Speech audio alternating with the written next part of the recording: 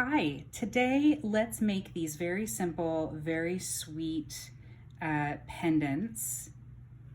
I've got an agate bead and a jade bead, and we're gonna make this today in sterling silver with one 3-inch length of 20 gauge dead soft square and one 2.5-inch length of 22 gauge dead soft half round. And then I have an 8mm jade bead over here. Pro tip, use masking tape on your work surface to make sure that your beads don't roll.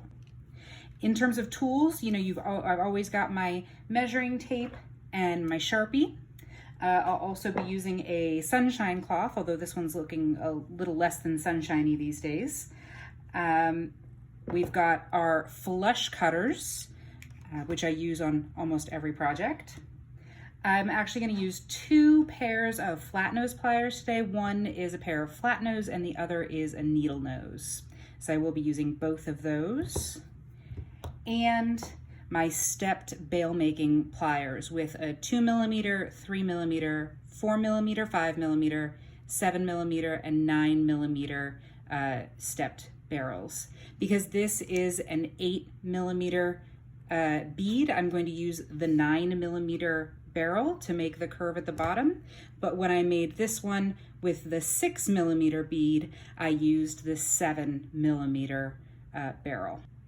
So let's get started. I'm going to use my Sharpie and I'm going to mark a space at about 1¼ inches from the end, leaving a longer tail on one side and the shorter tail on this side. Then I'm going to take my stepped bail making pliers and using the 9mm barrel, I'm going to grasp it gently. You don't want to mar your wire. Gently at about the mark. You can see it in there. Grasp it there and grab my flat nose pliers and pull this side around first, longer side around first, shorter side around on top. And so I'm making the general teardrop shape of my piece here. Then you'll take your needle nose pliers and we're just gonna bend this front wire around to the back. So I'm just gonna grab that and bend, bend, bend. I'm gonna kind of even come through and flatten. There you go. And you can see you have a bit of a tail. So we're gonna take the flush cutters and see if I can get this on camera nicely. I'm gonna cut it at an angle like that. Can see so that this angle is going to come down and lay flush with this wire back here. That is the goal. Now that you've got that, you can sort of squish it closed and use your various plier types to get the right angle, because you don't want to make marks on your wires as much as possible.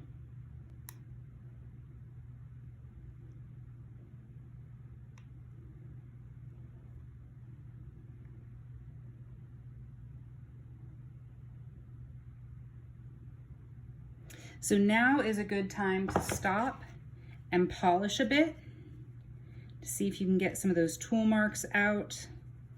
Of course, ideally you wouldn't leave any tool marks in the first place, but none of us are perfect, and clearly not me today. If you sort of polish and buff and sand if needed at each step, then it gets easier to finish your finished piece at the end. So don't be shy to sand as needed, polish as needed as you go. Don't leave it for the end, because frequently you'll have better access to the places that you're working on before the piece is done. Okay, so now we're going to take our needle nose pliers and we're going to bend the bail forward. So just on the angle that it is, we're going to just go ahead and bend it forward like that. Then we'll take our bail making pliers, and I'm going to use the 2mm barrel here, but you could use the 3 if you prefer a larger barrel. Yeah, it'll depend on the size of your chain. And I'm going to take my flat nose pliers and pull this around. I'm going to reposition here so that I can continue to pull it around, just under and behind that other spot, and then across the front. And you can see this bail, it's still a little wonky there. That's okay, we'll fix that. Around and up and behind. All right, let's see what we've done.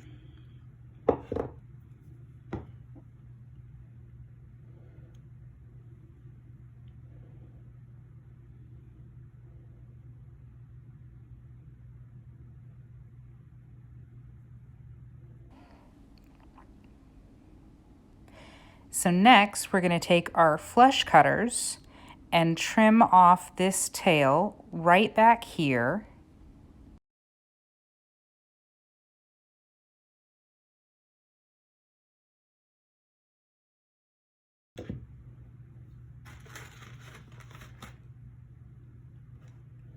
And flatten that little tail.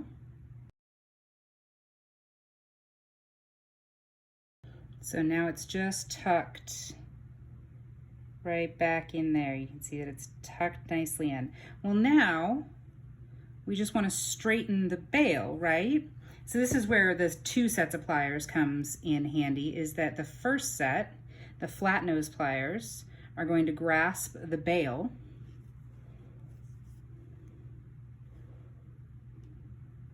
And I can then use them to straighten. But what you notice is that this kind of comes with it, that loop there. So we're going to use our needle nose pliers to pull that back down.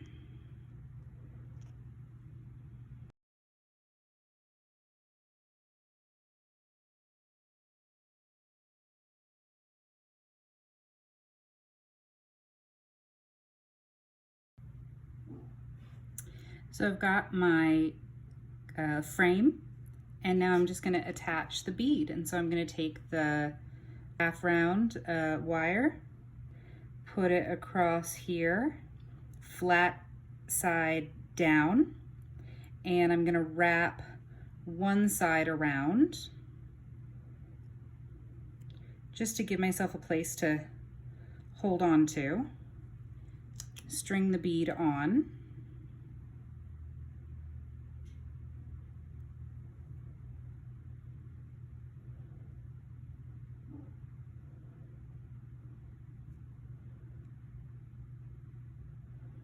Try to get this as straight as I can and as even as I can, and then wrap the other side.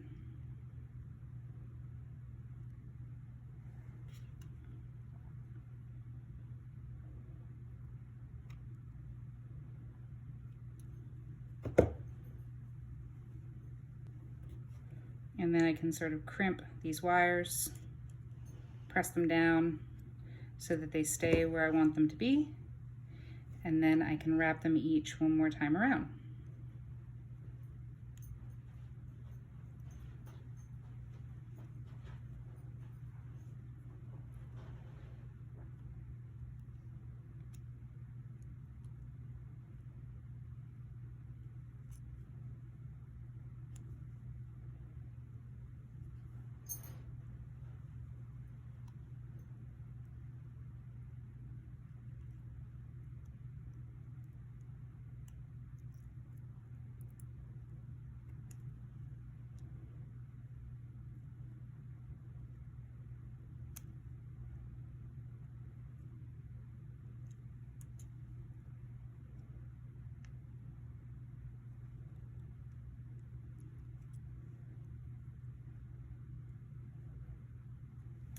I'm gonna finish these on the back.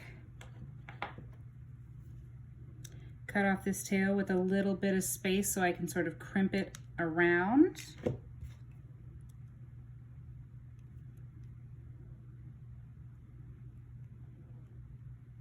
Sort of crimp that end in.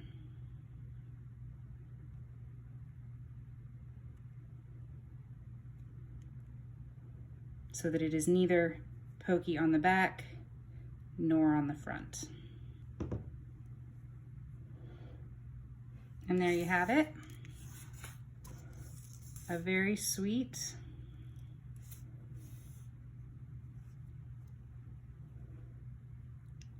simple charm.